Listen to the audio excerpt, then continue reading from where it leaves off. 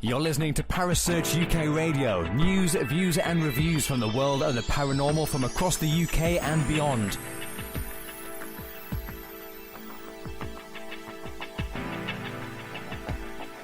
Find us on Facebook, Twitter and the World Wide Web. Parasearch UK Radio.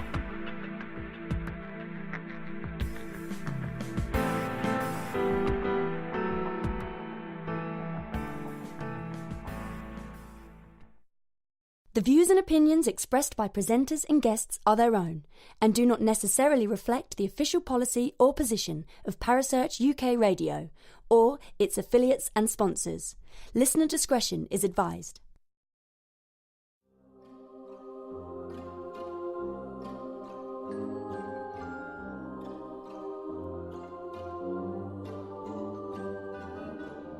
With paranormal news, views and reviews from across the USA, you're listening to Paranormal Hindsight with Jay and Teresa here on Parasearch UK Radio.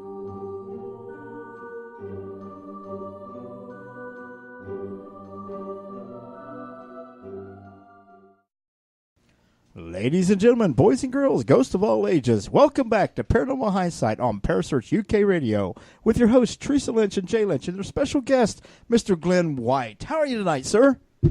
I am doing very well, and you guys? I have no idea after that crazy intro. I was trying to figure out who was sitting across the table from me. I couldn't help myself. I don't know why I did that. Trying to get a little Michael Buffer in there? No, I just thought it'd be funny.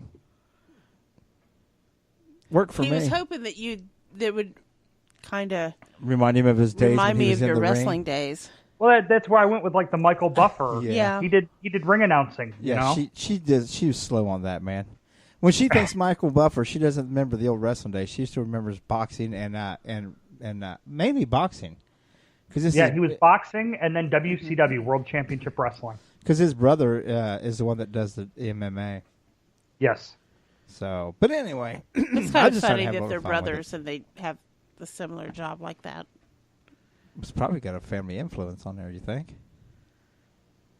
Well, not only that, but the vocal cords, I mean, I guess some part rolls into genetics, right?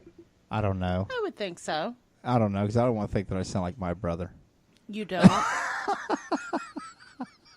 I like no, him but I and mean, all, if you work on it, and maybe they did stuff like that when they were younger, playing around that worked on the vocal cords to. And here I did it when I'm old and senile, and hosting a radio show.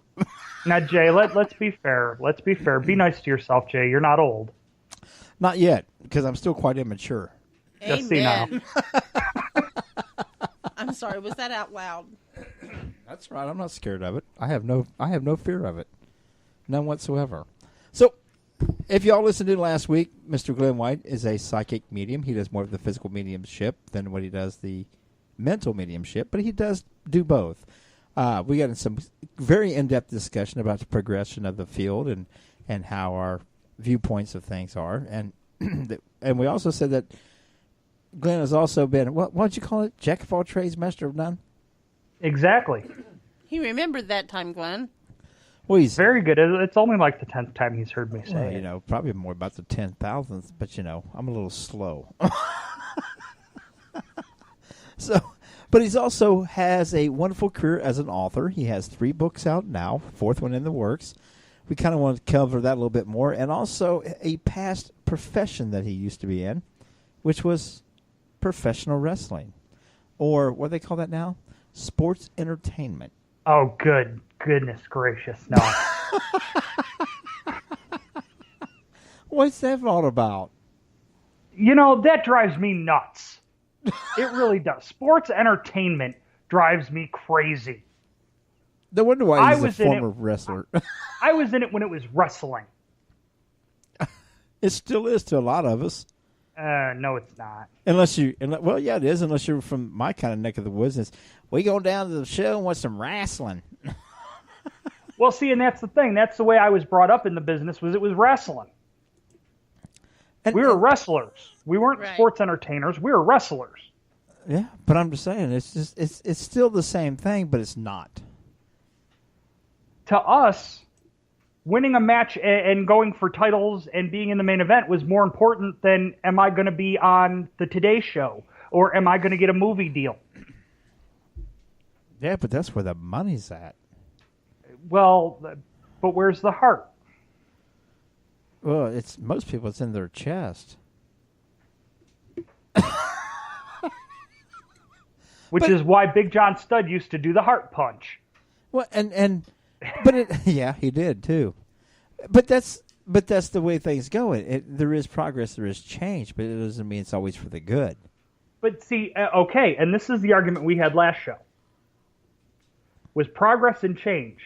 Now, I'm saying it's progressive in the paranormal metaphysical community. You were saying it's just change. Now, here I say this is just change, and you're saying it's progression. Oh, I didn't say it was a progression that I agreed with. It's still wrestling to me. I watched the most recent pay-per-view, and it sucked, but I watched it yesterday. I didn't watch it while it was going live. But I watched it live. Yeah, it sucked. That was a terrible pay-per-view in my book, but it was still, to me, and especially seeing the one guy, Cesaro doing the old air swing. Yes. Grabbed it by the ankles and swing rather. Oh, come on, man. That's the throwback stuff. It's like it's getting back to being the gimmicky, fun wrestling. Have you ever been in one of those swings? Oh, yeah, when we was kids, but that'll mess you up. And we never could hold on to one another. Somebody always got dropped on their head. I actually, speaking of Cesaro, I actually used to do a few shows with him. Locally, he'd come around. There was a big show here in Buffalo, New York that they called the Ballpark Brawl. And they'd bring in a bunch of the independent guys to do the show. And he was one of the guys that had come a few times. Under a different name, though. He was under Claudio. Was his first name then? Claudio? I think Cesaro is his first and last name now, isn't it?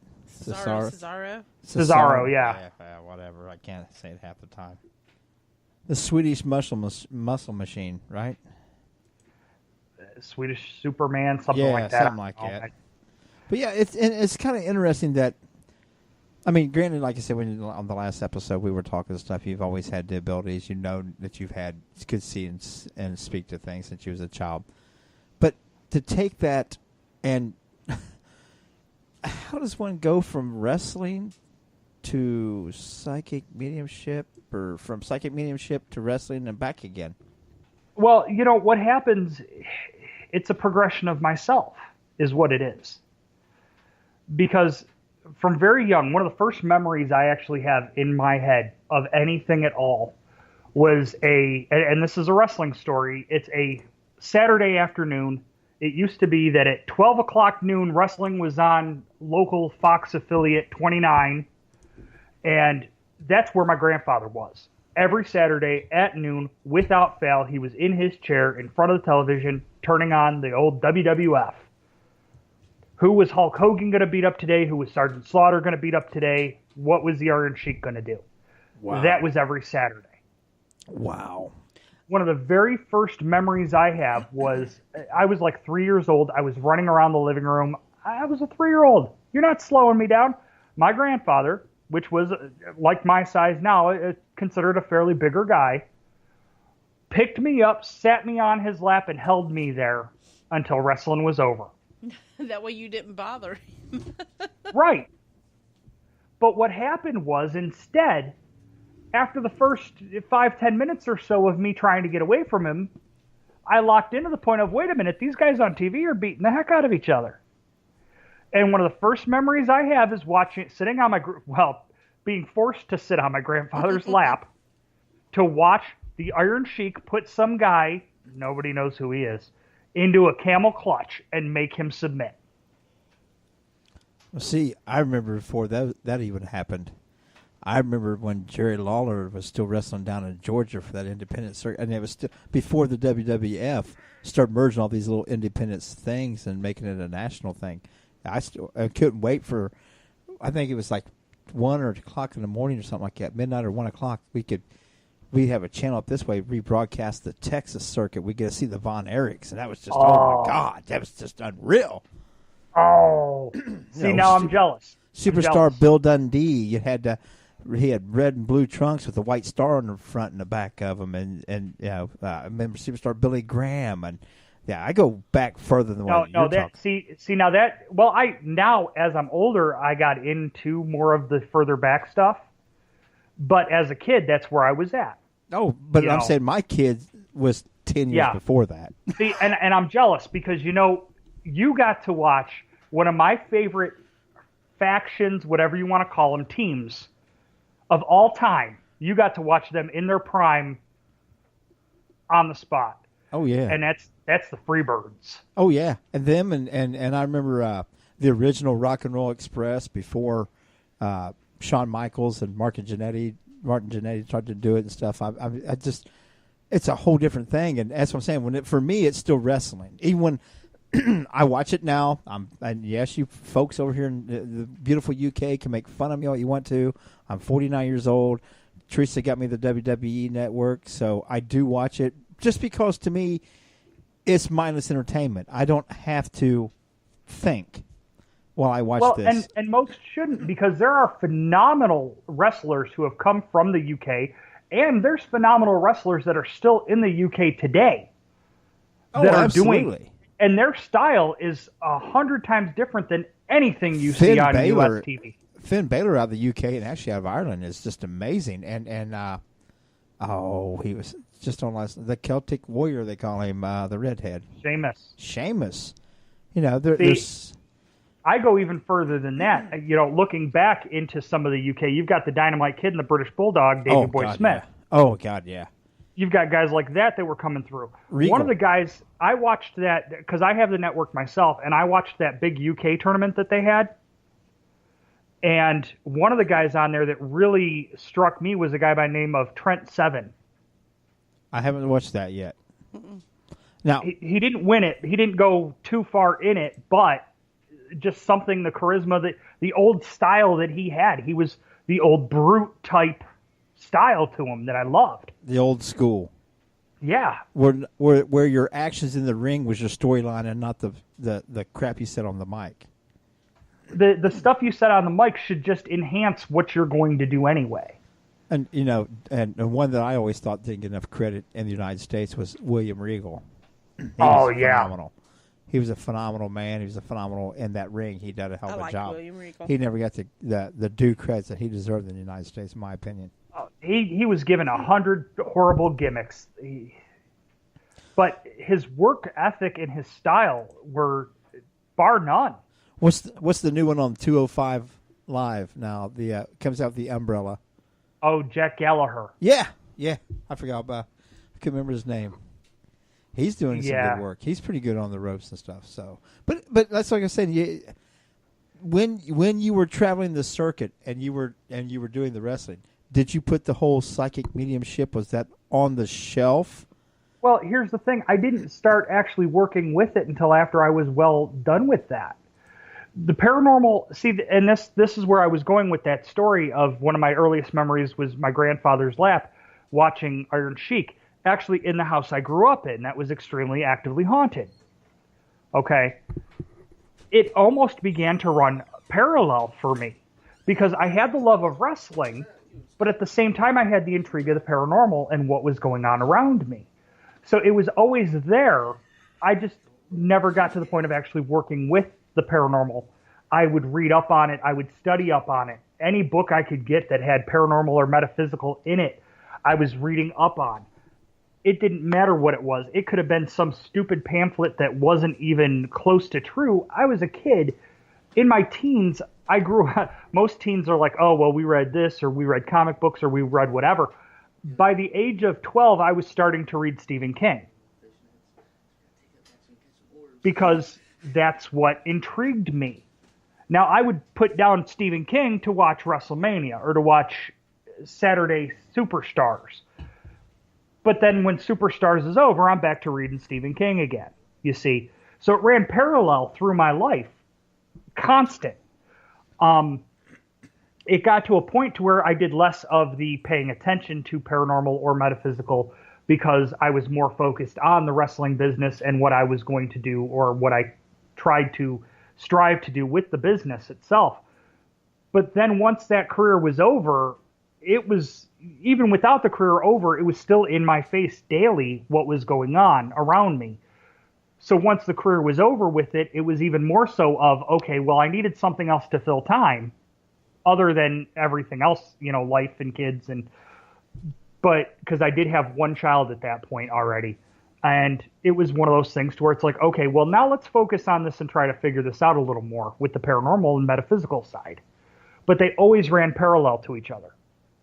Now, traveling around the country like that and to having abilities like that, to be a psychic or a medium, going to all these different locations and all these different towns, did that ever have to play into, especially, you see something, feel something, sense something, and you're in the locker room, and the other guy's like, oh, you're crazy, or did you ever scare any of the people that you traveled with your abilities because of what you could see and hear?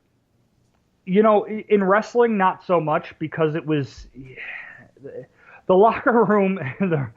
A wrestler's locker room is a beast of its own. Well, it's a totally, yeah. Well, I mean, it's totally unlike.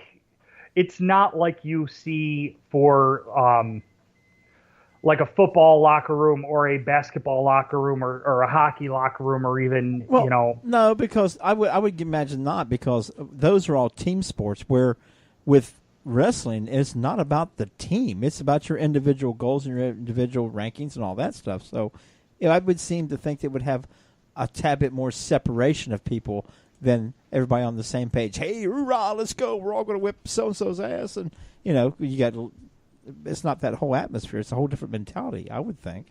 Right. Well, and that's the thing. You form a brotherhood within, of the guys that you work with regularly, that you're around regularly. You form that kinship, if you will, with each other. But at the same time, it's not to a point of having even the accessibility of freaking them out at that time and place. It's more of, okay, it's 5 o'clock. The show starts at 8. I have to see who I'm wrestling tonight. I have to see what the game plan is for everything. What's the crowd look like tonight? Where's my gear? Where's my shoes? Do I have the tape that I need for my wrist? You're so focused on all that other stuff that it completely engulfs your world. But you still have that time where you guys are sitting back there or traveling. I mean, you imagine sometimes you guys ride share. It never really came up into play about that, because that was something. And I don't mean as in put on the shelf that it wasn't still happening, because you have those abilities, you've acknowledged them, so of course it's still going on. But you didn't truly discuss it out in the open and say, hey, no. I do this and do that, and I see ghosts, or I hear dead people, and them guys are like, no. Yeah, Glenn's fried. Yeah, no, at that point in time, it was more or less, I'd say something about, oh, I read this, or I saw, or I had this, or I was interested in that. And it was still almost like a kid at school taboo kind of thing, Yeah, because that was before the whole TV series came out, which brought things to more to the forefront. It really was. So it was still more taboo. So the close friends and the ones who truly were like brothers to me, they had an idea. Some of them actually knew what was going on. Most of them didn't have a clue, and you didn't talk about it because that's not what we do. See, instead, let's talk about what's going on in the big shows, in the WWF, in the WCW. Let's talk about that stuff.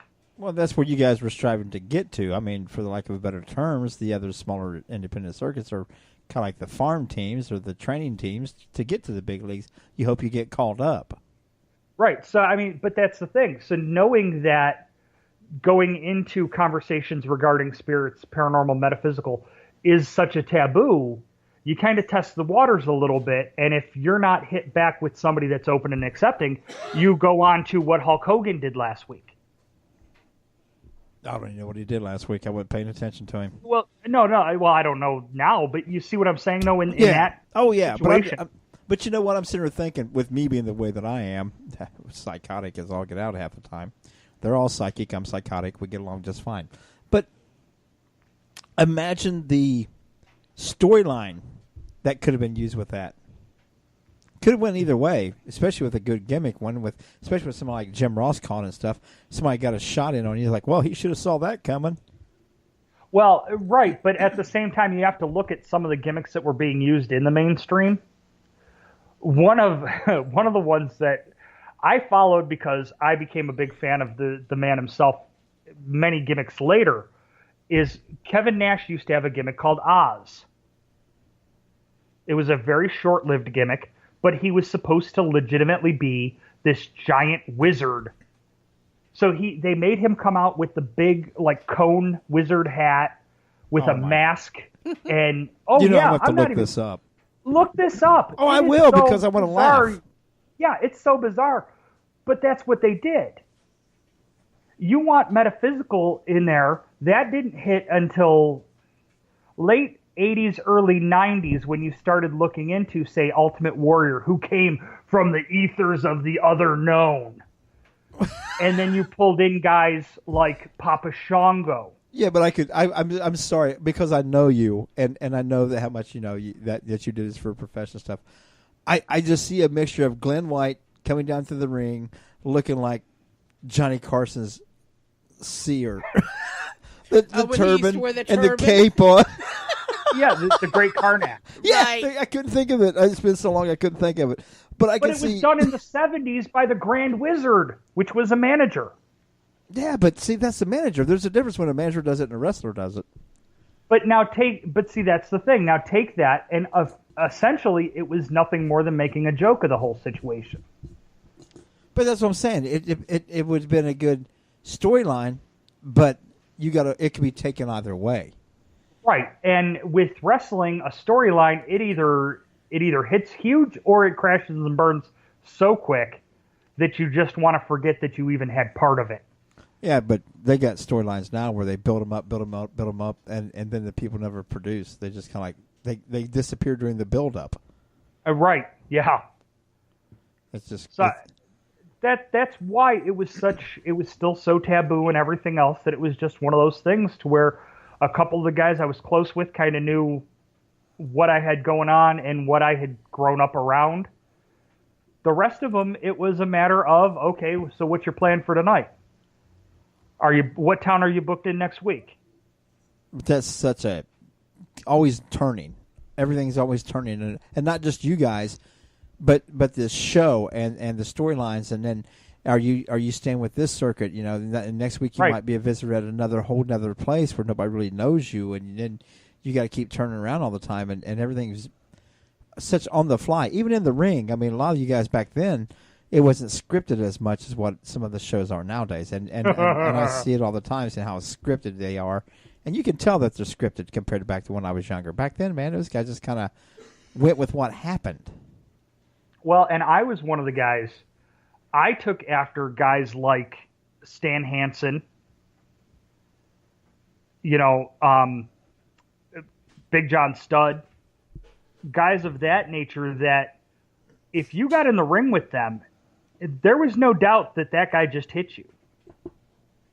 There's not a fan in the first 30 rows that can say Stan Hansen didn't just hit this guy. Because he hit him. That's all there is to it. Now it's gotten to a point to where, even on TV you're going, oh man, that missed by a mile. How did that happen? It's like they don't, even though they got more scripted storylines, they don't sell the storylines as well because they're too busy pumping iron to actually get in the ring to get their timing down better. Well, it's not even that. It's a matter of, okay, so, because I've been put in a situation where somebody tried that with me, and this isn't, we call it breaking kayfabe, so I hate even really talking too much about it, but I'll give you a brief example. There's guys in there nowadays, because it's so well known that this happens, that there's guys in there that it's literally, okay, so I'm going to throw a punch, you're going to duck, I have to run against the ropes, I'm going to run back, you're going to drop to the ground. When I cross again, you're going to leapfrog me. At that point, you're going to turn around. You're going to give me an arm drag. After that arm drag, I'm going to get up, and I'm going to drop kick you. Now, after that drop kick, you're going to get up, and you're going to throw me in a headlock. We're going to hold that headlock for about 20 seconds, and then I'm going to shoot you off. After I shoot you off, we're going to go into another drop kick. We're going to both clothesline each other. We're going to double down. The ref's going to give us until 9. At that point, we're going to get up. I'm going to roll out of the ring, and I'm going to take a breather. I was watching last night, like I said, the pay-per-view from... it's a lot more fun to watch than to talk through. Well, but I was saying, if you watch the pay-per-view, it was just on Sunday from the WWE, they had a match with Jericho and Kevin Owens. And for a bunch of the match, Kevin Owens got him in a chokehold and laid on the mat, time to ask him to give up. The very next match, if you really stop and watch it, that's why I got bored with it. It was almost identical to the match before. Yeah. Did the same thing. Same moves, same chokehold, laying in the middle of the ring. And it's just like, come on, guys. It's like, like you said, we do this, and this. And they do that in each match, except for the few occasions when they throw one of their signature moves. And it's like, all right, I'm bored. Yeah, well, see, and that was the thing, was back the days when I was involved with it, it was a matter of, okay, we kind of had an idea of where we wanted to go with things, you know? And what would happen is, all right, so I'd throw a punch, I'd knock you down, I'd grab you, I'd throw you in that headlock, I'd hold it there for a little bit. The fans would get bored. Okay, what's going to bring them back? You're going to pump up. You're going to pull the Hulk Hogan, pump him up, get the crowd back into it, and you're going to whoop on me for about 2 seconds. Then I'm going to reverse it and go back to beating you up again. That'll keep the crowd into it. Now we're playing off the crowd. That is the way I had always done it was, you know, a script doesn't matter if the fans aren't into it. You got to be able to ad-lib and move. Without a doubt. Just like a good comedian, it's got to be able to ad-lib sometime. If your comedy routine, you're trying to get somebody to laugh, whether you're a professional or not about it, if this isn't working, you got to change it up. Right. Right, but the problem is nowadays sports entertainment has gotten to a point to where the key most important thing is what that script says and what's the next 10 moves that you have to do. Yeah, it's gotten, like I said, it was boring. I'm ready to cancel. Thank you for my gift, and I do appreciate you getting it for me, but I'm ready to cancel my subscription if they keep going like that. No. Don't cancel your subscription. You don't want to cancel the subscription, and here's why.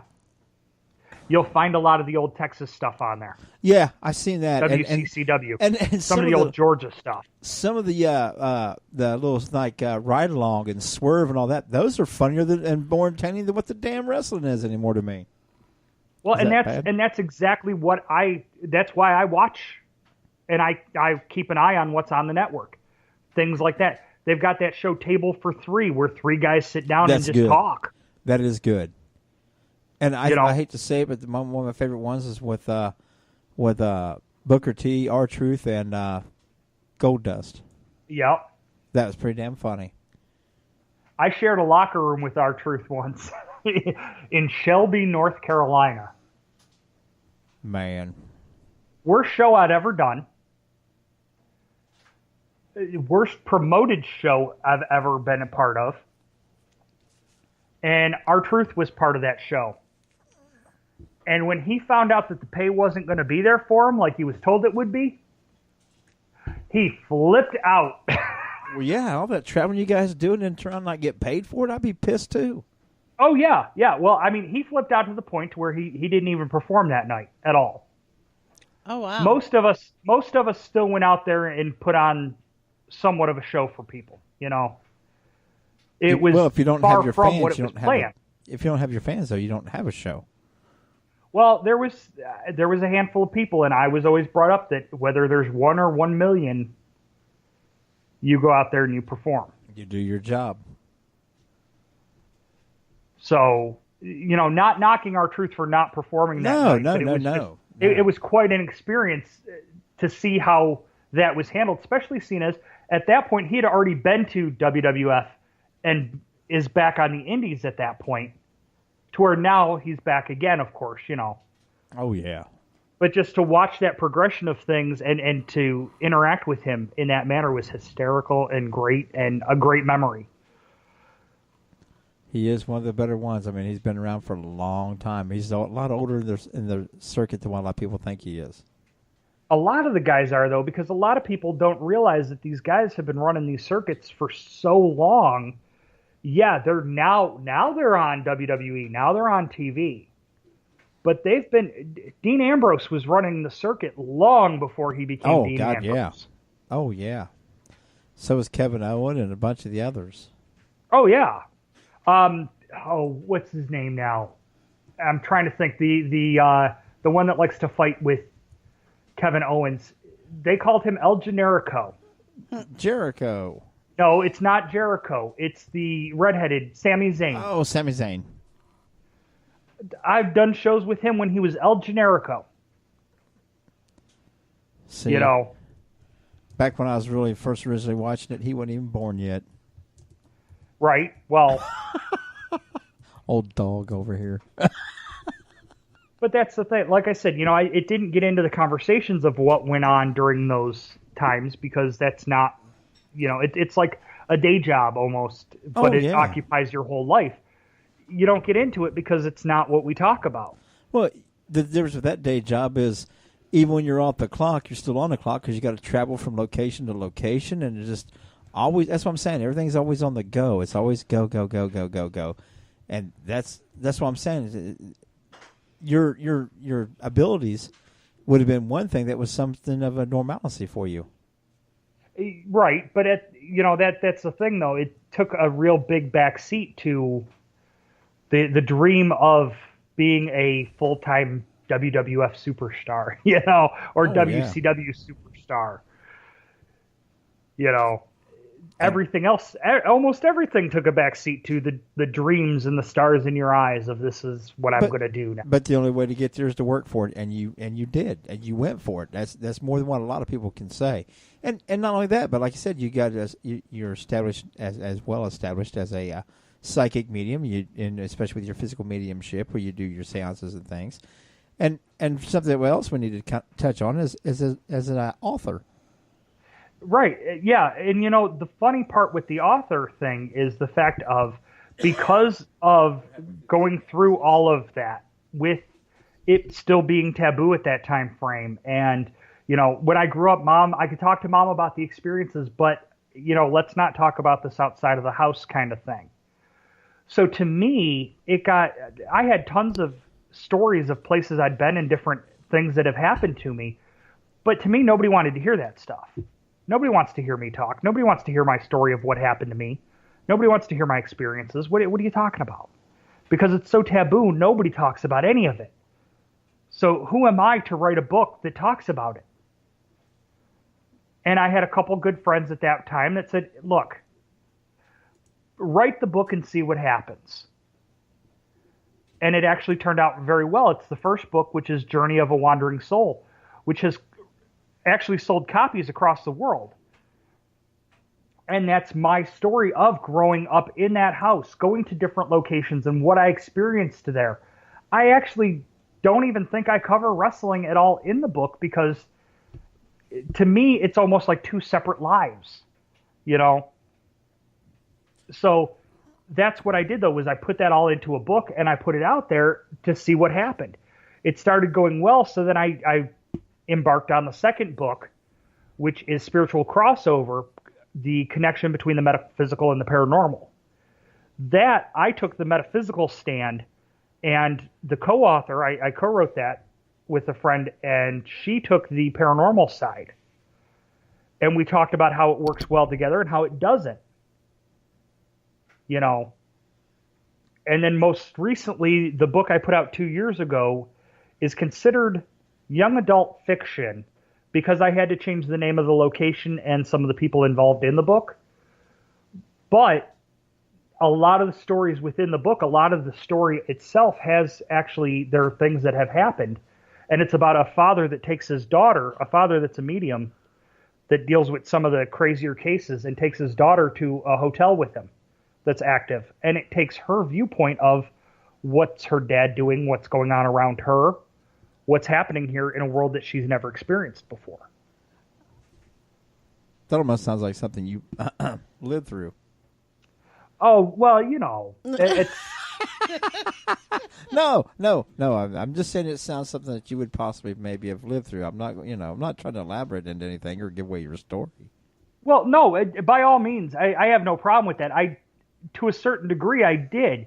The other part of it was actually looking at my own teenage daughter and trying to figure out the mentality of what would she do if she were put into this situation. Because at the time that I wrote the book, she had never actually gone really to a location with me like that.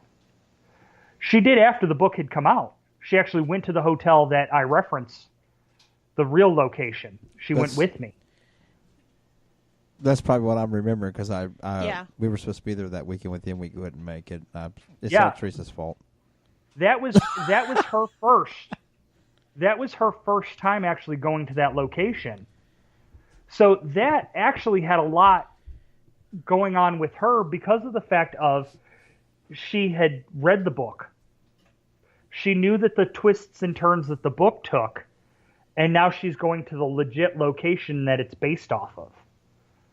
So part of her was very excited, and part of her was completely and utterly terrified. Oh, I imagine so. Now, there is a little bit of a twist in the question I want to ask you here about your first book. Yeah. Because of the way our discussion went earlier about the wrestling and stuff, and then, like I said, for lack of a better term, putting the mediumship kind of on a shelf because you were focusing on getting that career, trying to go and everything else. Was writing that first book, since it was about your experiences as a child, was that more of a cleansing and a purge of what you had kind of set off to the side, focusing on the other direction for a while, and getting back and reattached, just getting back in touch with what happened to you, more of almost like a therapeutic thing for you? You know, it was very therapeutic, especially with some of the topics that I talk about in the first book. For instance, I actually talk about losing my first son in that book. I talk about losing my grandfather in that book. And for me, that was extremely therapeutic, and it was huge. It took a lot for me to get through talking about what I experienced going through that. Because one story that is told in the book that I don't tell a lot is the story of what happened with my grandfather. My grandfather and I, obviously, with the explanation of the wrestling thing, we were extremely close. His first name was also Glenn. My first name, I was named after him. We were so close that everybody called me by my middle name within the family, because if they called me by my first, we'd both turn around. We were always in the same place at the same time. What happened was, one day, I go to school like normal. I'm sitting in math class. It was about 9:15 a.m. And I'm supposed to be taking a math test, and I get so sick, like violently ill sick, that I get pulled from the math class and sent to the nurse. At this time frame, the nurse calls my mother. No answer. Calls my number 2 contact, my grandfather. No answer. Ends up calling my number 3 contact, my aunt. No answer. Just cycled through that list of those 3 that she had there and could not get an answer for anything. About 10 o'clock, so about 45 minutes later, I started to feel better.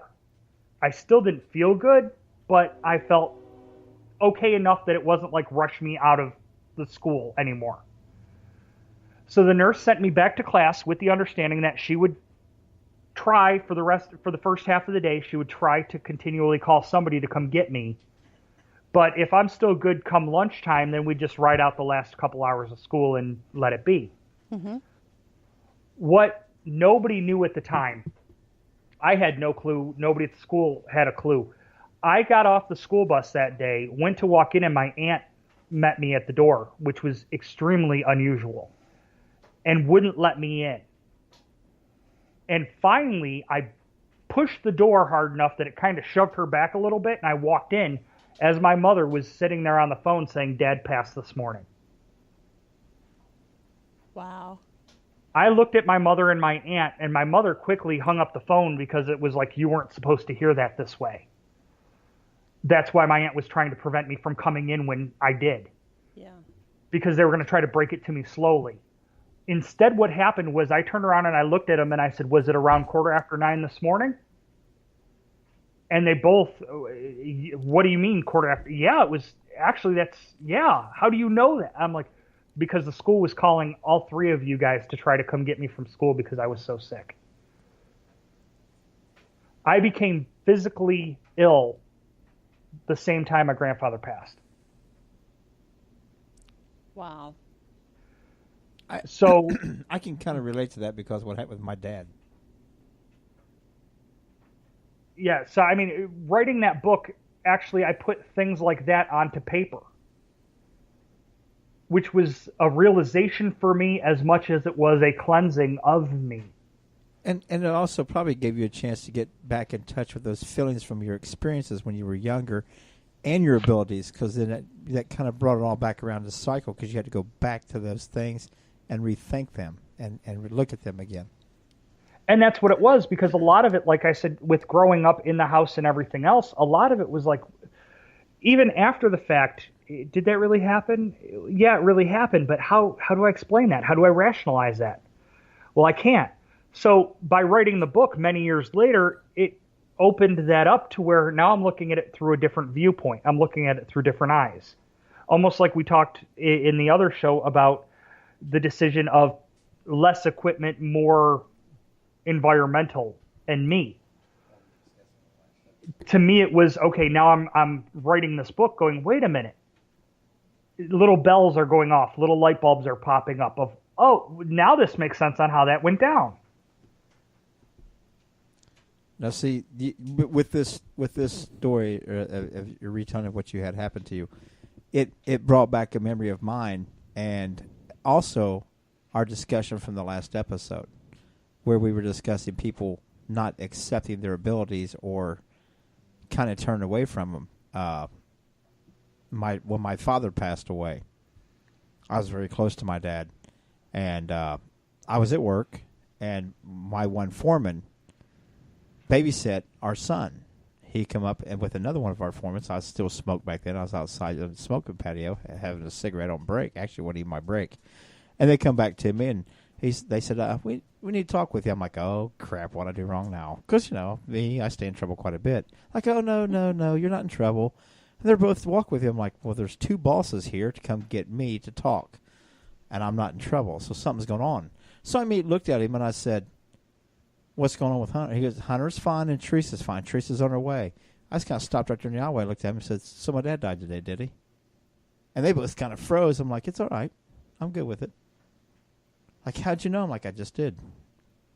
I knew exactly what it was at that instant, that one time in my life. So to me to say that I didn't understand in the last episode about having that feeling, I was wrong. And I was wrong because I choose to block that out. I choose to block that memory out most of the time. That's not that memory's fault or my inability to sense things. That's my choice. I get what you're saying now. Damn you, Glenn. And I can't believe I discussed that on air either, because that was something that I always choose not to usually talk about, period. Mm-hmm. And to share something that personal with me, with my trust issues and stuff, and always keep everything so secret. Damn you, Glenn! Sometimes it just takes a little bit to get through to him. It's I'm comfortable with Glenn. He is a very good friend, and I'm comfortable with discussing that with him, and even though I share it with the world now. But now I see more of what you're saying on that level because of you triggering that memory from your memory. And I get it, that it can happen. And yeah, well, and I'll lighten it a little bit for you here. My Uncle Travis grew up in the same, because the house I grew up in, my mother and her sister, one of her sisters, and one of her brothers all grew up in that house as well, because it was actually my grandfather's house. And my mother experienced stuff, my aunt that lived there experienced stuff, and my uncle did too. Now, still to this day, my uncle will deny that house having anything going on in it. He will tell you up, down, left, and right that there was not one thing that happened out of place in that whole house. Now, that's not the experience he had growing up in that house, but he chose to block it out afterwards because it was, whether it was traumatizing to him or it was just something that he didn't want to wrap his mind around and accept. Still to this day, he'll tell you nothing happened. Now, when I started doing a lot of the paranormal and metaphysical stuff, he stopped me and he would sit and ask me to tell him about different experiences I've had. And occasionally I'd bring up the house, and he'd, oh, I don't know what you're talking about the house. There was nothing in that house. He's doing like I did. He was in denial about it, or didn't want to discuss it. Right. Which, I mean, and there's nothing wrong with that. It's all your own comfortable with you. Are you comfortable with you? It absolutely freaked. And until both those managers retired, every once in a while they'd bring up that date, and like, I still can't believe how you.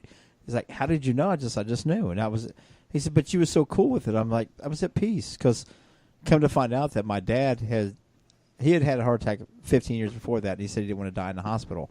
He always wanted to die doing something he enjoyed to do, and he had just went with his best friend to go fishing. And they took Dad's truck and Dad's boat, and he let his friend drive. Said he didn't feel real well, and he backed in the boat, and Dad got in his boat, and he told his friend, "Go ahead and park my truck, and I'll be here waiting for you." So his best friend went up to park the truck. He come back and he found my dad in the bottom of the boat, had a massive heart attack, had passed away.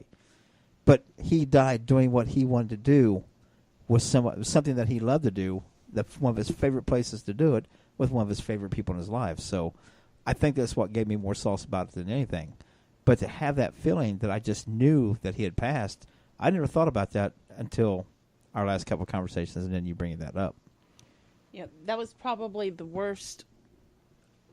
one of the worst things that I've ever had to do was go to you to tell you. And I was dreading it. Yeah. I was so upset because I love my father-in-law.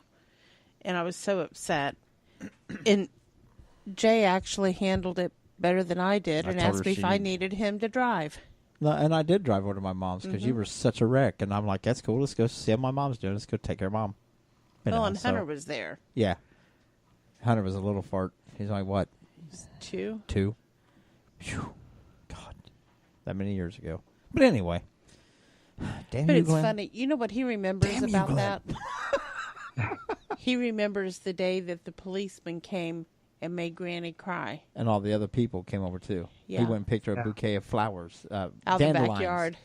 Got dandelions for Granny. Make her happy. So it's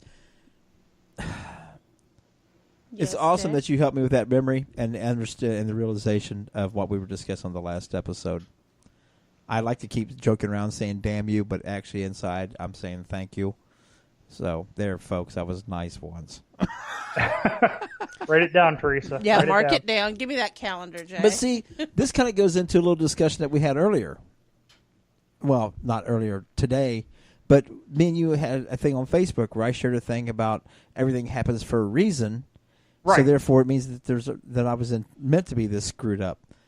Where you said, was it reasoning or was it free will? And that is more what I will go with on free will than what I will. I'm not a big believer that everything's part of this big cosmic thing and it happens for a reason, whether we understand it or not. Then we really don't have free will that's predestined. And I'm a firm believer in free will and free choices. Well, now... oh, jeez. You know me, so here we go, right? Now, mind you, we're about 46 minutes into this, so we can't get a whole big thing because it's only an hour show. Yes, sir. But go for it. It's your turn. Only half a step up on the soapbox. No soapbox here. No soapbox here at all. What this is, though, is I completely believe that things happen for a reason. Okay? Mm-hmm. What happens, though, is completely determined by our actions to that and from that. That's where free will rides in. So in other words, okay, take one of those, I don't know if you'll remember them or not, if they were after you were younger or what it was. But at one point there were these books that, if you want to go and talk to the princess, turn to page 42. Yes. If you want to slay the dragon, go to page 75. Well, free will picks on which one you do. To me, that's a bad example because you only have a limited amount of options there. So your free will is actually guided within a small genre of what they wrote. To me, free will means there's an unlimited amount of direction that you can go. Well, you can either go left or right at the stop sign. At the T. Well, I was trying to give it a more general basic. You're just trying to dumb it down so I would understand. Yeah. Well, I figured we're already 40-some minutes in, so I was trying to give it a basic run-through. Go with it, man. I'm sorry for interrupting you. To keep it quick. I was making it into a bigger conversation, wasn't I? Yep. So, yeah. See, so I was trying to be nice and follow your timelines that you're giving you know me. what? We'll just go to episode 3, damn it. But this is what I'm saying, though. Free will is what you do and where you go with it. However, certain things are going to happen. I was talking to a good friend the other night, and I told him, I said, listen, man, I said, the situation he's in sucks. And I said, it's not, no matter what you do, it's no different. It's still going to suck. However, how long you harvest that, how long you linger on that, is how badly it's going to suck and how much longer it's going to be until you can move forward. You choices. See? Free will. Right. It's all about choices. Will. However, certain things are going to happen no matter what you do. Whether you get out of bed tomorrow morning or not, the sun is still going to come up. Time's going to keep ticking and the tide's going to keep beating the shore. Right. But your free will is what determines on how your personal self. Now, does everything happen for a reason?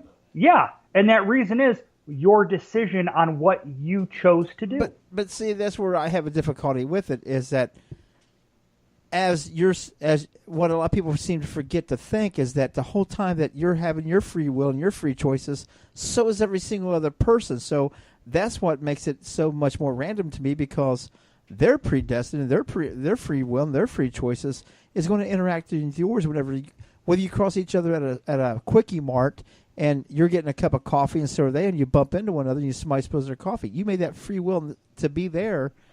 It just happened to be that they made their free will and their choice to be there at the same time.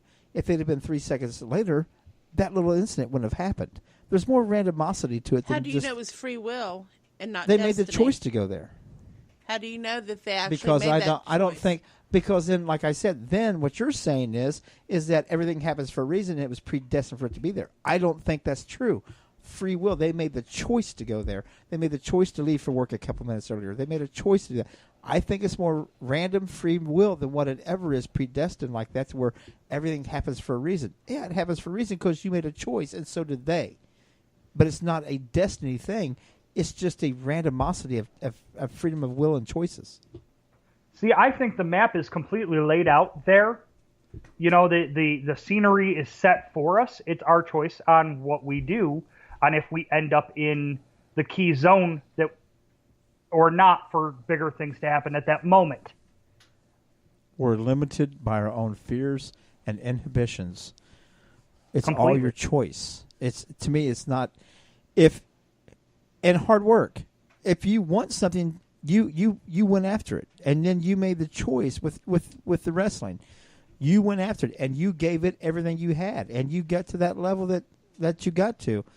You could have stayed, or you could have done this, you could have done that. You made a choice to go a different direction.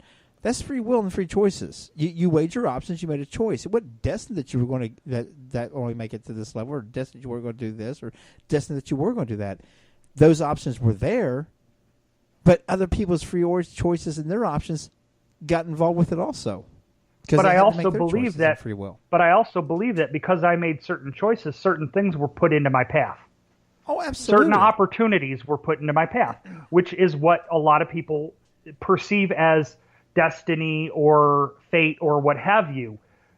Because I made certain choices, certain things were put into my path, and it was my choice to take those opportunities or not. And I agree with that, but I don't look at it as destiny or everything happens for a reason. I look at it more as in you busted your ass. You worked towards what you wanted to, and those opportunities would have came to you if you didn't put in the time and effort that you did. You made the choices to work in those directions and get those opportunities. They came to you because of your work, not because of, well, it's just predestined. It's supposed to meant to be. No, you worked for that. You made that happen. You put out positive energy. You put positive effort into it, and those things came to you because you worked for it. And I think, again, we're talking about the same damn quarter. Yep. Quit using my quarter! Heads and tails. Guess who's the tail? Why is everybody taking... I'm going to quit using my quarter analogy. Everybody keeps taking my quarters. Deb and Nick Lance liked his quarter analogy, too. It's simple. It is. It really is. But that's ultimately, that's what it is, though. You know, look at it as the broader side of it, as far as everything happens for a reason. Well, like I said originally, everything does happen for a reason.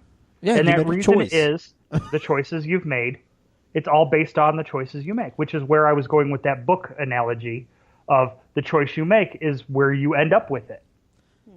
Good or bad, right or wrong, you make choices. And it is what it is. I mean, and I know a lot of people hate that saying, it is what it is, but it is. It's that simple. I think as a species, and we do the same thing in the paranormal field, in my opinion. We tend to overthink things and not accept them for the simplicity of what they truly are.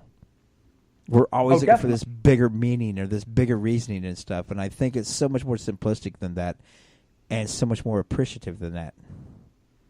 The bigger meaning of the footsteps coming down my stairs is that Henry wanted to come down to have a snack.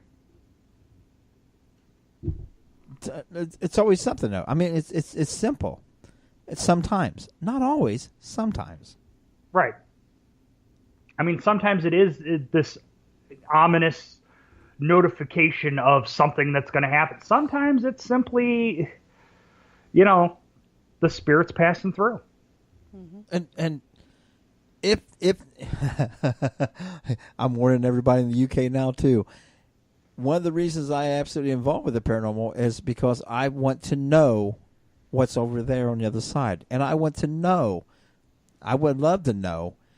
I believe that they've got Big Ben. That we get this free will here, and I think when we go to the other side, we get free will again. I don't think that our free will is taken away from us, which means now I have the options to stay over there or come over here and visit or go over there and visit. And if that's the case and I can come back and haunt y'all, I'm haunting the planet, not a place, not a location, not a single certain person. I'm haunting the entire planet and playing jokes for the rest of my eternity. Jay's going to be busy. Well, two things I always try to tell everybody. One is the term... let's go with this one first because this will be less of a thing with you. Is that as we are spirit, as we are spirit, we are people, and we'll go as we cross over and go to the other side or pass on or whatever term you want to use. We're going to be able to go wherever we want in the blink of an eye because I completely believe free will carries on. It's part of us. It's part of our soul. It's part of our well-being. Amen, and if you brother. If you really want to get biblical, it's in the Bible that we have free will. Preach it, brother. Okay? Now, the other side of that coin is I also believe with our free will, our personality passes over with us because our personality is us. Great. Our personality is what defines us as a spirit, as a being. So I tell people, jerk in life, jerk in death, jokester in life, jokester in death, right? However you want to put it. There ain't nobody going to be safe in the shower with me around. Oh, God.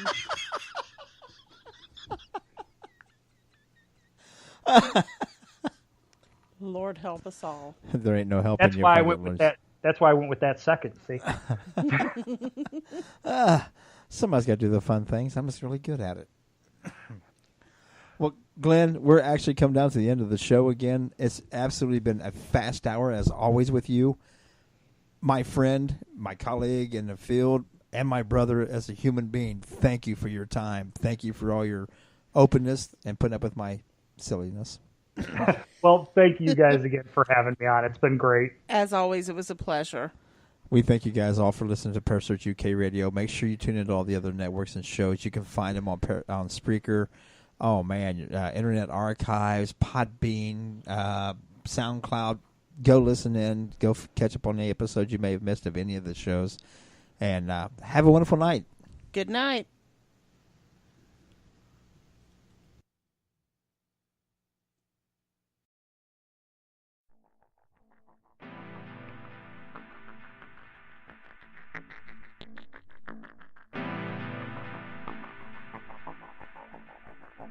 You're listening to Parasearch UK Radio. News, views and reviews from the world of the paranormal from across the UK and beyond.